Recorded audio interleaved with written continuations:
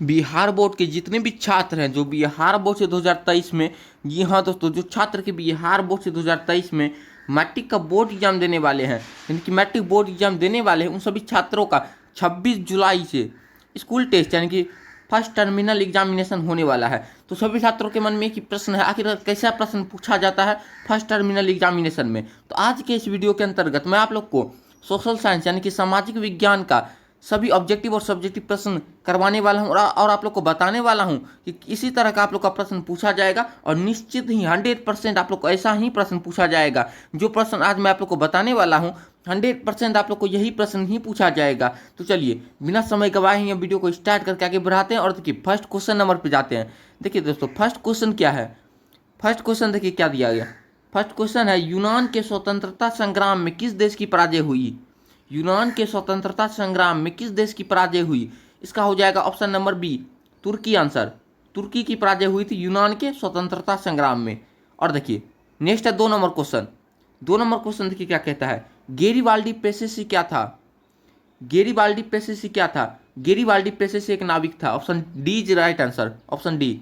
देखिए 3 number question है, Marianne किस देश के राष्ट्रवाद की प्रतीक थी। मारियान किस देश के राष्ट्रवाद की प्रतीक थी। ऑप्शन ए फ्रांस की। मारियान जो थी फ्रांस के राष्ट्रवाद की प्रतीक थी। आप लोग को याद रखना, निश्चित 100% आप लोग को यही क्वेश्चन ही पूछा जाएगा, इसीलिए आप लोग वीडियो को लास्ट तक जरूर देखिएगा। चलिए नेक्स्ट 4 नंबर क्वेश्चन पे जाते हैं। 4 नंबर क्वेश्चन देखिए क्या है, 1830 की क्रांति के बाद फ्रांस में कैसा शासन स्थापित हुआ। तो इसका आंसर हो जाएगा संवैधानिक राजतंत्र। संवैधानिक राजतंत्र स्थापित हुआ 1830 के क्रांति के बाद फ्रांस में। चलिए नेक्स्ट क्वेश्चन देखिए किसका है। नेक्स्ट है 5 number question, War and Peace किसकी रचना है। वॉर एंड पीस किसकी रचना है। तो इसका आंसर हो जाएगा ऑप्शन नंबर बी टॉलस्टॉय की। ऑप्शन नंबर बी टॉलस्टॉय की। देखिए 6 नंबर क्वेश्चन क्या कहता है। 6 नंबर क्वेश्चन कहता है, विश्व में साम्यवादी शासन की स्थापना सर्वप्रथम किस देश में हुई। विश्व में साम्यवादी शासन की स्थापना सर्वप्रथम किस देश में हुई। इसका आंसर ऑप्शन नंबर ए हो जाएगा, रूस में हुई। रूस ही पहला देश था जिसमें साम्यवादी शासन की स्थापना हुई थी। चलिए नेक्स्ट देखते हैं। नेक्स्ट क्वेश्चन है 7 नंबर क्वेश्चन। नेक्स्ट क्वेश्चन है 7 नंबर क्वेश्चन। देखिए 7 नंबर क्वेश्चन क्या कहता है। 7 नंबर क्वेश्चन है, फ्रांस में किस शासक वंश की पुनर्स्थापना वियना कांग्रेस के द्वारा की गई थी। तो फ्रांस में पुनर्स्थापना जो हुई थी बुर्बो राजवंश की स्थापना हुई थी।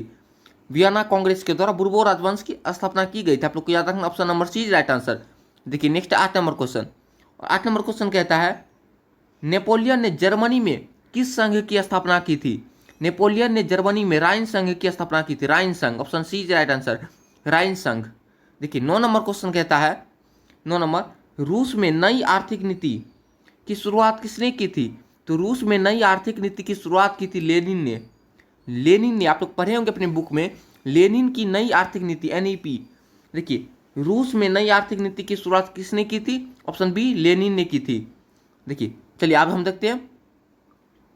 नेक्स्ट क्वेश्चन है क्वेश्चन नंबर 10। देखिए क्वेश्चन नंबर 10 क्या कहता है, लाल सेना का गठन किसने किया था। लाल सेना का गठन किसने किया था। इसका हो जाएगा ऑप्शन नंबर डी ट्रोटस्की। ट्रोटस्की ने ही लाल सेना का गठन किया था। दोस्तों आज की इस वीडियो के अंतर्गत मैं आप लोग सब्जेक्टिव का भी क्वेश्चन आप लोग को कराने वाला हूं, इसलिए आप लोग वीडियो को लास्ट तक जरूर देखिएगा। देखिए 11 नंबर क्वेश्चन क्या कहता है। 11 नंबर है, वृहद क्षेत्र में जल की उपस्थिति के कारण ही पृथ्वी को कहते हैं। वृहद क्षेत्र में जल की उपस्थिति के कारण ही पृथ्वी को कहा जाता है नीला ग्रह। ऑप्शन बी राइट आंसर, नीला ग्रह। देखिए नेक्स्ट क्वेश्चन है 12 नंबर क्वेश्चन। और देखिए 12 नंबर क्वेश्चन क्या कहता है, स्वामित्व के आधार पर संसाधन के कितने प्रकार होते हैं। स्वामित्व के आधार पर संसाधन के 4 प्रकार होते हैं।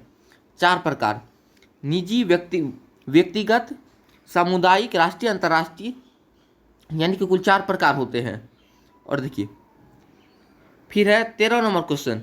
13 नंबर क्वेश्चन देखिए क्या कहता है। 13 नंबर है दोस्तों, जैव और अजैव संसाधन वर्गीकरण का आधार क्या है। जैव और अजैव संसाधन वर्गीकरण का आधार क्या है। तो इसका आंसर हो जाएगा ऑप्शन नंबर डी उत्पत्ति। उत्पत्ति के आधार पर संसाधन को 2 भागों में बांटा जाता है, जैव संसाधन और अजैव संसाधन। हम लोग को याद रखना है, 100% आप लोग को दिया ही जाएगा। देखिए नेक्स्ट है 14 नंबर क्वेश्चन। देखिए क्या कहता है, संसाधन नियोजन के कितने स्तर होते हैं। तो संसाधन नियोजन के 4 स्तर होते हैं। जी हाँ दोस्तों, संसाधन नियोजन के 4 स्तर होते हैं, आप लोग को याद रखना है। चलिए नेक्स्ट क्वेश्चन देखते हैं। नेक्स्ट क्वेश्चन है, भारत में 2001 में कितने प्रतिशत भौगोलिक क्षेत्र में वन का विस्तार था? भारत में 2001 में कितने प्रतिशत प्रतिशत क्षेत्र में भौगोलिक क्षेत्र में वन का विस्तार था? Option number D right answer 20.60% में।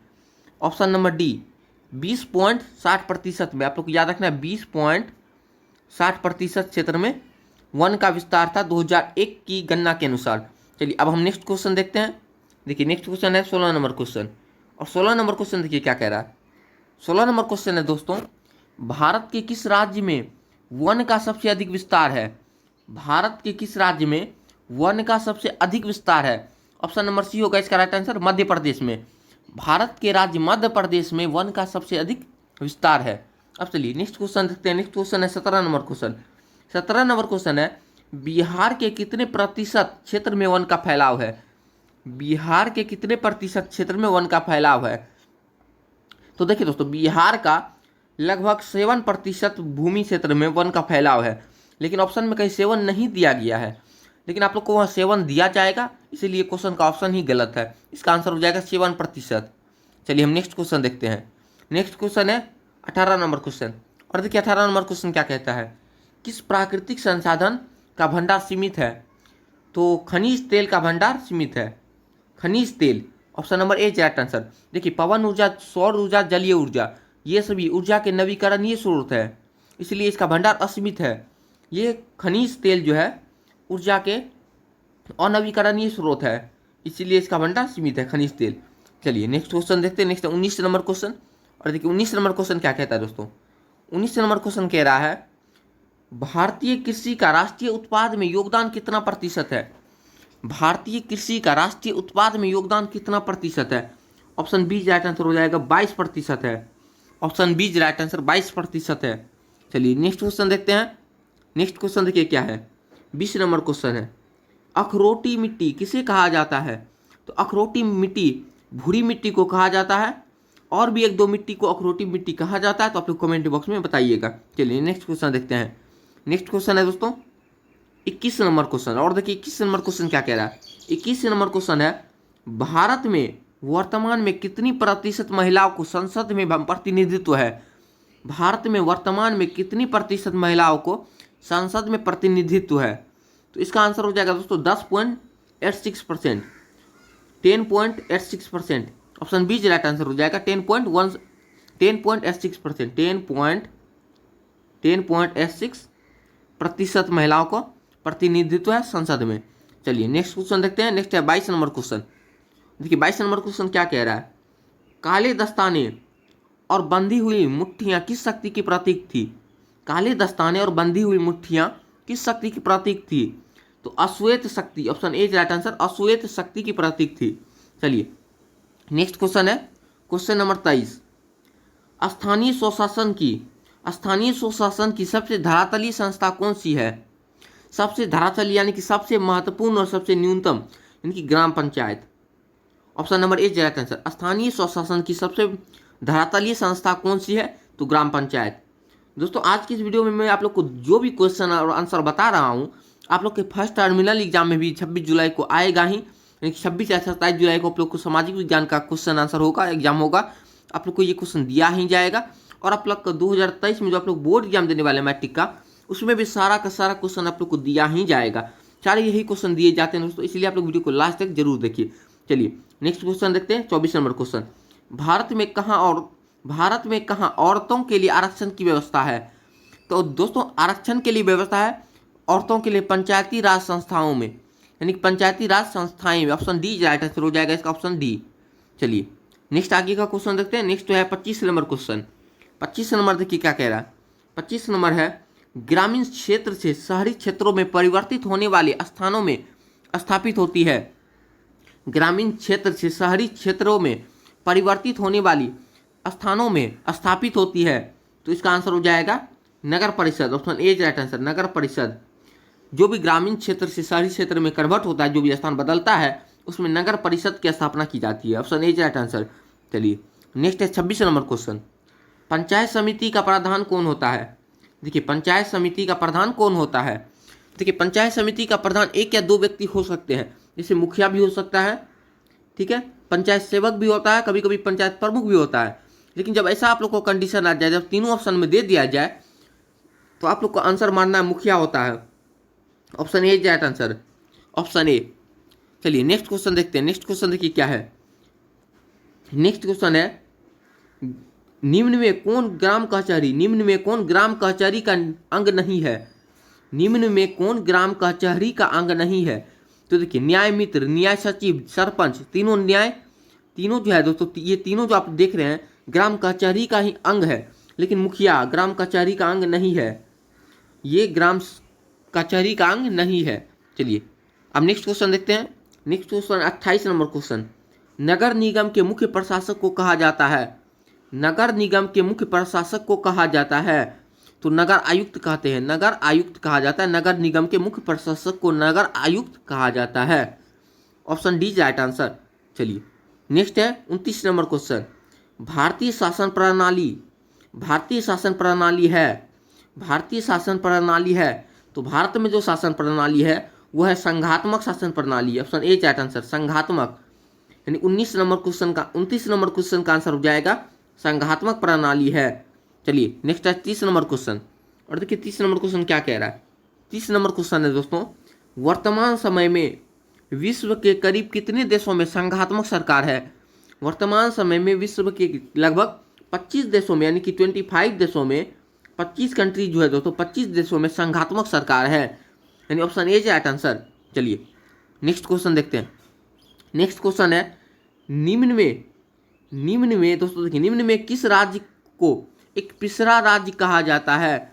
निम्न में किस राज्य को एक पिछड़ा राज्य कहा जाता है? Option D right answer, Bihar राज्य को एक पिछड़ा राज्य कहा जाता है। और देखिए दोस्तों नेक्स्ट क्वेश्चन देखिए क्या है। नेक्स्ट क्वेश्चन है 32 नंबर क्वेश्चन, और 32 नंबर क्वेश्चन देखिए क्या कहता है, आर्थिक संरचना का एक मुख्य अंग है। तो आर्थिक संरचना का एक मुख्य अंग है, शिक्षा भी है, स्वास्थ्य सेवाएं भी है, यातायात एवं संचार भी है। तो दोस्तों जब ऐसा आप लोग को कंडीशन आ जाए तो आप लोग को ऑप्शन ए में मार देना शिक्षा। ऑप्शन ए राइट आंसर हो जाएगा तब शिक्षा, क्योंकि शिक्षा के बिना कुछ भी संभव नहीं है। चलिए नेक्स्ट क्वेश्चन देखते हैं। नेक्स्ट क्वेश्चन है दोस्तों 33 नंबर क्वेश्चन, और देखिए 33 नंबर क्वेश्चन क्या कह रहा है, भारत की आर्थिक व्यवस्था है, भारत की आर्थिक व्यवस्था है मिश्रित। ऑप्शन सी राइट आंसर हो जाएगा, मिश्रित आर्थिक व्यवस्था भारत में विद्यमान है। Option C right answer. चलिए नेक्स्ट है 34 नंबर क्वेश्चन, और देखिए 34 नंबर क्वेश्चन क्या कह रहा है दोस्तों। 34 नंबर है, किस क्षेत्र को तृतीयक क्षेत्र कहा जाता है? यानी कि तीसरा क्षेत्र किस क्षेत्र को कहा जाता है? तो सेवा क्षेत्र को, प्रथम प्रारंभिक क्षेत्र को कहा जाता है कृषि क्षेत्र, द्वितीय को औद्योगिक क्षेत्र, और तृतीय को सेवा क्षेत्र। चलिए ऑप्शन ए का राइट आंसर हो जाएगा, ऑप्शन ए। चलिए नेक्स्ट क्वेश्चन देखते हैं। नेक्स्ट है 35 नंबर क्वेश्चन, एक अर्थव्यवस्था का सृजन निम्न में किस किस संसाधन से होता है? एक अर्थव्यवस्था का सृजन निम्न में किन किन संसाधन से होता है? तो इसका आंसर हो जाएगा ऑप्शन नंबर डी, इनमें सभी। दोस्तों देखिए प्राकृतिक, भौतिक और मानवीय अर्थव्यवस्था का सृजन में तीनों का योगदान होता है, इसलिए इनमें सभी आंसर हो जाएगा option number D right answer. चलिए नेक्स्ट क्वेश्चन देखते हैं। नेक्स्ट क्वेश्चन है 36 नंबर क्वेश्चन, वर्तमान में आर्थिक विकास में किस क्षेत्र का योगदान सर्वाधिक है? वर्तमान में आर्थिक विकास में किस क्षेत्र का योगदान सर्वाधिक है? तो वर्तमान में जो है दोस्तों आर्थिक विकास में सेवा क्षेत्र का, यानी कि तृतीय क्षेत्र का, सेवा क्षेत्र का योगदान सर्वाधिक है। ऑप्शन सी राइट आंसर हो जाएगा, ऑप्शन सी। चलिए नेक्स्ट है 37 नंबर क्वेश्चन। देखिए क्वेश्चन क्या है, निम्न में से किस क्षेत्र को प्राथमिक क्षेत्र भी कहा जाता है? अभी मैंने आप लोगों को बताया कि प्राथमिक क्षेत्र होता है कृषि क्षेत्र। ऑप्शन ए राइट आंसर, कृषि क्षेत्र को, यानी कृषि क्षेत्र को ही प्रारंभिक क्षेत्र भी कहा जाता है, कृषि क्षेत्र को, यानी ऑप्शन ए राइट आंसर कृषि। चलिए नेक्स्ट क्वेश्चन है 38 नंबर क्वेश्चन। 38 नंबर क्वेश्चन कह रहा है दोस्तों, निम्न में से कौन पारिस्थितिक तंत्र के अजैविक घटक हैं? तो देखिए पारिस्थितिक तंत्र के अजैविक घटक क्या है? वायु, खनिज और जल। Option number D right answer हो जाएगा, वायु, खनिज और जल अजैविक घटक हैं। चलिए नेक्स्ट क्वेश्चन देखते हैं दोस्तों। नेक्स्ट क्वेश्चन 39 नंबर क्वेश्चन, और देखिए 39 नंबर क्वेश्चन क्या कह रहा है, तूफान किस प्रकार की प्राकृतिक देखिए तूफान किस प्रकार की आपदा है? तो तूफान एक प्राकृतिक आपदा है जो स्वतः ही आता है। तूफान एक प्राकृतिक आपदा है जो स्वतः ही आता है, स्वतः ही जाता है, किसी के संभव में तूफान नहीं है, प्राकृतिक आपदा है, तूफान एक नेचुरल आपदा है। तो चलिए नेक्स्ट क्वेश्चन है दोस्तों पर्यावरण सुरक्षा अधिनियम कानून किस वर्ष पारित किया गया था? पर्यावरण सुरक्षा अधिनियम कानून किस वर्ष अस्तित्व में आया? देखिए दोस्तों, अतः यह कानून तो 1986 में ही पारित किया गया था, लेकिन जब अस्तित्व में आने की बात करें तो 1996 में ये कानून अस्तित्व में आया था। अस्तित्व में 1996 में आया था, पारित 1986 में ही हो गया था। इसलिए आप लोग को आंसर ऑप्शन नंबर ए मारना है, 1996 में अस्तित्व में आया। तो दोस्तों अभी मैंने आप लोग को 40 ऑब्जेक्टिव क्वेश्चन अभी तक करा दिया है। 40 ऑब्जेक्टिव क्वेश्चन आप लोग को करा दिया है दोस्तों। जो क्वेश्चन कि आप लोग को दिया ही जाएगा, ये 40 ऑब्जेक्टिव क्वेश्चन आप लोग को दिया ही जाएगा 100%। आप लोग के 2023 के मैट्रिक बोर्ड एग्जाम में, जो छात्र के 2023 में मैट्रिक बोर्ड एग्जाम देने वाले हैं, उनको भी ये क्वेश्चन बोर्ड एग्जाम में भी दिया जाएगा और आप लोग के फर्स्ट टर्मिनल एग्जाम में भी दिया जाएगा। फर्स्ट टर्मिनल का आप लोग को एग्जाम जो होने वाला है, फर्स्ट टर्मिनल का एग्जाम, उसमें भी आप लोग को ये क्वेश्चन सारे प्रश्न दिए ही जाएंगे 100%। आप लोग को मैं इसका 100% आप लोग को आश्वासन देता हूँ, यानी गारंटी देता हूँ, आप लोग को यही प्रश्न दिए ही जाएंगे। अब चलिए, आप सभी छात्रों के मन में ये भी प्रश्न रहता है क्या कि सर कैसा क्वेश्चन सब्जेक्टिव में कैसा क्वेश्चन पूछा जाता है, सब्जेक्टिव क्वेश्चन में कैसा क्वेश्चन हम लोग को पूछा जाएगा, तो उसका भी आप लोग को पूरा डिटेल में आप लोग को क्वेश्चन बताते हैं कि कैसा क्वेश्चन आप लोग को बोर्ड एग्जाम 2023 में पूछा जाएगा और कैसा क्वेश्चन आप लोग को 26 से 27 जुलाई को फर्स्ट टर्मिनल एग्जामिनेशन में पूछा जाएगा। दोस्तों मैं अभी जो आप लोग को क्वेश्चन बताने वाला हूँ सब्जेक्टिव का, 100% आप लोग को फर्स्ट टर्मिनल एग्जाम में वही ही क्वेश्चन, यही सारे क्वेश्चन पूछे ही जाएंगे। आप लोग को आगे कोई ज़रूरत नहीं है कहीं कुछ पढ़ने का। चलिए हम क्वेश्चन देखते हैं, सब्जेक्टिव क्वेश्चन। आप लोग को इसी तरह का प्रश्न पत्र रहेगा, लिखा रहेगा दोस्तों उसमें सेक्शन 2 यानी कि शॉर्ट टाइप क्वेश्चन, सभी प्रश्नों का उत्तर 30 से 50 शब्दों में देने के लिए बोला जाएगा और 12 क्वेश्चन रहेगा जिसमें 2-2 मार्क्स दिए जाएंगे। 24 नंबर का आप लोग को टोटली प्रश्न दिया जाएगा, 24 नंबर का। अब देखिए प्रश्न किस प्रकार का रहेगा, देख लीजिए। यहाँ पर प्रश्न रहेगा दोस्तों आप लोग को पहले हिस्ट्री से आप लोग को क्वेश्चन दिया जाएगा, जिसमें प्रत्येक आप लोग को 3 प्रश्न में 2 प्रश्नों का आंसर देना ही अनिवार्य है। देखिए इतिहास, किन्हीं 3 प्रश्नों का उत्तर दें, यानी कि दोस्तों 4 प्रश्न में आप लोग को 3 प्रश्न का उत्तर देना है। तो इतिहास यानी कि आप लोग का सामाजिक विज्ञान में 4 पुस्तक हो जाता है, इतिहास का हो जाता है, ज्योग्राफी का हो जाता है, सिविक्स का हो जाता है, एक आर्थिक यानी कि एक हो जाता है इकोनॉमिक्स का हो जाता है। चारों बुक से 3-3 क्वेश्चन यानी कि 4 गुना 3 यानी कि 12 क्वेश्चन आप लोग को दिया जाएगा। प्रत्येक क्वेश्चन में आप लोग को 2 अंक यानी कि 24 अंक का ये आप लोग का पूरा पैटर्न होगा। तो देखिए फर्स्ट हम क्वेश्चन पे बात करते हैं। तो क्वेश्चन है 41 नंबर क्वेश्चन, फ्रांसीसी क्रांति ने पूरे विश्व को प्रभावित किया, किन्हीं 2 उदाहरणों के द्वारा स्पष्ट करें। ये आप लोग के बुक का क्वेश्चन है दोस्तों, जो बुक में आप लोग को दिया हुआ है कि फ्रांसीसी क्रांति जो हुई थी, जो पूरे बुक को प्रभावित की थी, जो इंग्लैंड को भी प्रभावित की थी, भारत को भी प्रभावित की थी, तो वही आप लोग का आपके बुक में आंसर दिया हुआ है, जो आप आंसर लिख सकते हैं। वैसे मैं आप लोग को सब्जेक्टिव का भी आंसर बताऊंगा दोस्तों, लेकिन अभी के इस वीडियो में मैं आप लोग को सब्जेक्टिव का आंसर नहीं बताऊंगा, क्योंकि सब्जेक्टिव का आंसर मैं आप लोग को बताऊंगा तो वीडियो काफ़ी लॉन्ग हो जाएगी। इसलिए मैं किसी दूसरे वीडियो के अंतर्गत आप लोग को सारे सब्जेक्टिव का आंसर भी बताऊंगा। तो अभी मैं आप लोग को क्वेश्चन बता देता हूँ, ताकि आप लोग ऐसे ही सारे क्वेश्चन पढ़ ले अपने बुक से, ताकि आप लोग को कोई दिक्कत या परेशानी ना हो। जो भी मैं आप लोग को क्वेश्चन बताने वाला हूँ वही प्रश्न आप लोग को पढ़ना है, 100% वही प्रश्न आप लोग को दिया ही जाएगा। तो चलिए नेक्स्ट है 42 नंबर क्वेश्चन। आप लोग स्क्रीनशॉट ले लीजिएगा ताकि आप लोग बाद में ये क्वेश्चन को अपने बुक में पढ़ सके। देखिए यूरोप के कुलीन वर्ग और नया मध्य वर्ग में क्या अंतर था? यूरोप के कुलीन वर्ग और नया मध्य वर्ग में क्या अंतर था? इसका भी आंसर आप लोग को फ्रांसीसी क्रांति में ही देखने को मिलेगा। फ्रांस में 3 वर्गों में लोगों को बांट दिया गया था, कुलीन वर्ग, पादरी वर्ग, कुलीन वर्ग और मध्य वर्ग। मध्य वर्ग को बुजुर्गा वर्ग भी कहा जाता है। इसी का आंसर आप लोग को 30 से 50 वर्ग में आप लोग लिख ही सकते हैं। आप लोग क्वेश्चन का स्क्रीनशॉट ले लीजिए। चलिए नेक्स्ट है 43 नंबर क्वेश्चन, यूरोप में राष्ट्रवाद उदय के पहले किस प्रकार की राज्य व्यवस्था थी? तो यूरोप में राष्ट्रवाद उदय के पहले किस प्रकार की राज्य व्यवस्था थी? आप लोग को इसका भी क्वेश्चन आंसर आप लोग अपने बुक में देख के लिख लीजिएगा। वैसे मैं बाद में आप लोग को आंसर क्वेश्चन कराऊंगा, अभी आप लोग वेट कीजिएगा। चलिए 44 नंबर क्वेश्चन, आधुनिकीकरण राजतंत्र कैसे आधुनिकीकरण राजतंत्र जैसी पारंपरिक संस्थाओं को मजबूत बनाने में किस प्रकार सक्षम था? आधुनिकीकरण जो था राजतंत्र और पारंपरिक संस्थाओं को मजबूत बनाने में किस तरह सक्षम था? ये भी क्वेश्चन आप लोग की बुक से है, जो आप लोग इसका आंसर लिखने का प्रयत्न कीजिएगा। चलिए 45 नंबर क्वेश्चन है, मेटरनिख ने हमारी सामाजिक व्यवस्था का सबसे खतरनाक दुश्मन बताया था, वर्णन करें। मेटरनिख ने किसे हमारी सामाजिक व्यवस्था का सबसे खतरनाक दुश्मन बताया था, वर्णन करें। तो आप लोग इस क्वेश्चन का स्क्रीनशॉट लेते रहिए, सारे क्वेश्चन आप लोग को हल कर लीजिएगा। हम मैं आप लोग को बताऊंगा दोस्तों, एग्जाम से 2 या 3 दिन पहले सारे ऑब्जेक्टिव और सारे सब्जेक्टिव का मैं फिर से क्वेश्चन आंसर करवाने वाला हूँ, तो आप लोग वेट कीजिएगा। चलिए 46 नंबर क्वेश्चन देखते हैं ज्योग्राफी का। 46 नंबर क्वेश्चन देखिए क्या कहता है दोस्तों, भारत के पूर्वी तट के नदी डेल्टा में किस प्रकार की मिट्टी पाई जाती है? कि इस प्रकार की मिट्टी की 3 मुख्य विशेषताएं बताइए। आप लोग स्क्रीनशॉट लेते जाइए। देखिए 47 नंबर क्वेश्चन है, 47 नंबर है, संसाधन का अंधाधुंध इस्तेमाल हमें अनेकानेक समस्याओं में डाल सकती है, इस कथन की समीक्षा करें। यानी दोस्तों कि अगर हम संसाधन का बहुत ज़्यादा उपयोग करें तो संसाधन समाप्त हो जाएंगी और हमें बहुत सारे समस्याओं का सामना करना पड़ जाएगा, इसलिए क्वेश्चन दिया गया है।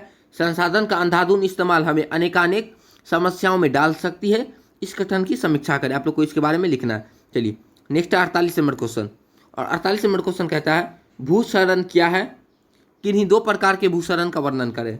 चलिए अभी आप लोग को सिर्फ मैं सब्जेक्टिव का क्वेश्चन नहीं बता रहा हूँ, आंसर नहीं बता रहा हूँ। देखिए 49 नंबर क्वेश्चन है, आजकल डैम क्यों बनाए जाते हैं? तो मैं आप लोग को सारे क्वेश्चन का आंसर बताऊंगा दोस्तों, लेकिन उसके लिए आप लोग को वेट करना होगा। तो चलिए 50 नंबर क्वेश्चन देखिए क्या कहता है। 50 नंबर क्वेश्चन है, प्रदूषित जल का क्या परिणाम होगा यदि जल का संरक्षण और प्रबंधन नहीं किया गया? तो दोस्तों प्रदूषित जल का क्या परिणाम होगा अगर जल का संरक्षण और प्रबंधन नहीं किया गया? तो सारे क्वेश्चन का आंसर मैं जल्दी बताने वाला हूं आप लोग को नेक्स्ट वीडियो में। तो आप लोग चैनल को सब्सक्राइब जरूर कीजिए, बेल आइकन को प्रेस कर दीजिए दोस्तों, बेल आइकन को जरूर प्रेस कीजिए, ताकि जैसे ही मैं सब्जेक्टिव क्वेश्चन का आंसर सहित वीडियो बनाऊं तो आप लोग के पास नोटिफिकेशन पहुंच जाए और सारे क्वेश्चन का आप लोग डिटेल में आंसर जान सके। चलिए 51 नंबर क्वेश्चन है, सत्ता की साझेदारी क्यों आवश्यक है? और देखिए 52 नंबर क्वेश्चन है, बिहार किस प्रकार प्रजातंत्र विभिन्न सामाजिक समूहों का समायोजित करता है? किस प्रकार प्रजातंत्र विभिन्न सामाजिक समूहों को समायोजित करता है?